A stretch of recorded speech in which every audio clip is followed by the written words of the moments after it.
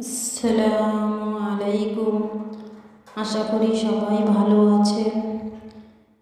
আপনি কি এমন একটা সময়ের মধ্য দিয়ে যাচ্ছেন যেখানে চারপাশটা যেন আস্তে আস্তে ভেঙে পড়ছে?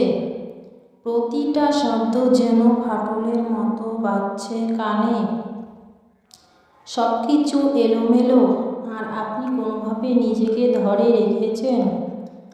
আপনার এই অনুভূতিগুলো স্বাভাবিক। এটা লজ্জার না, এটা দুর্বলতারও না। আপনি একা নন। যে প্রতিটি মানুষের জীবনে এমন সময় আসে যখন তাকে শুধু একটা কাজ করতে হয়, ধৈর্য ধরা। ধৈর্য মানে কি? এটাই হচ্ছে মূল বিষয়। ধৈর্য মানে চুপ করে থাকা না। ধৈর্য মানে ভিতরের দলছে জাপানাও, তবুও বাইরে হাসি মুখ। সব কিছু ভেঙে গেছে, তবুও একটা বুকের ভেতর ছোট্ট আশা টিকে আছে। ধৈর্য মানে নিজের কাঁধে নিজেই হাত রেখে বলা, চলো, কিভাবে বাড়াবেন এটা। 1 নাম্বার, নিজেকে একটু সময় দিন।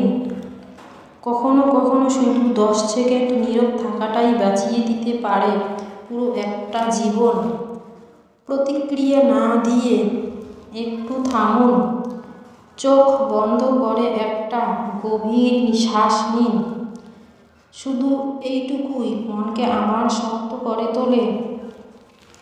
2 নাম্বার, সকালে উঠে নিজেকে বলুন, এই সময়টাও কেটে যাবে। প্রতিদিন একটা বাক্য মনে করুন, এই কষ্টটা চিরকাল থাকবে না, আমি পারব।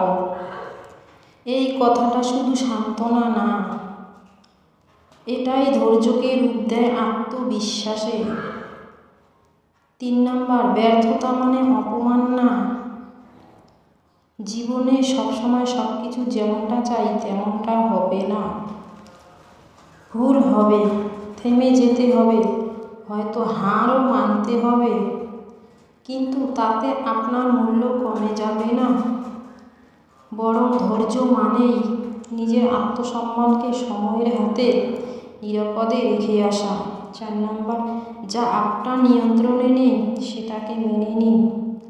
সব কিছু আমরা নিয়ন্ত্রণ করতে পারি না। মানুষের মন, পরিস্থিতির আচরণ সবসময় আমাদের হাতে থাকে না। এই সত্যটা যখন স্বীকার করবেন, তখন দেখবেন ধৈর্য নিজেই আপনাকে আগলে রাখবে। 5 নাম্বার, মাঝে মাঝে নীরব থাকুন। একটা দিন নিজের জন্য রাখুন। ফোন বন্ধ করুন।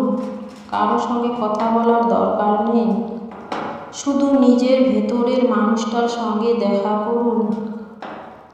এই নিঃশব্দতা এক ধরনের ঔষধ, যেটা মনকে ধীরে ধীরে সেরে তোলে।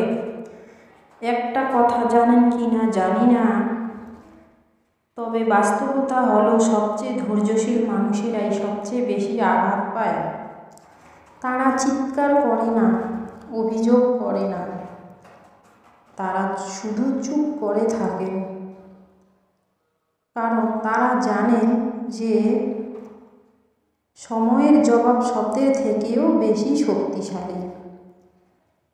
তাই যখন মনে হবে আর পারছি না, ঠিক তখনই মনে করুন আপনি সেই মানুষ যিনি অনেক অপমান, কষ্ট, অপেক্ষা সব পার করেছেন। ধৈর্য কখনো দুর্বলতা না, এটা সেই শক্তি যা মানুষের অন্তর থেকে উঠে আসে আর তাকে ভেঙে না করে গড়তে শেখায়। একমাত্র সময়ে সব কিছু বুঝিয়ে দেয়, তবে সেটা তাদের জন্যই যারা অপেক্ষা করতে জানে। আপনিও পারবেন। ধৈর্য ধরুন। শুভ কামনা। ভিডিওটি কেমন লেগেছে সবাই কমেন্ট করে জানাবেন। আর এরকম ভিডিও পাওয়ার জন্য চ্যানেলটিকে সাবস্ক্রাইব করবেন। আল্লাহ হাফেজ।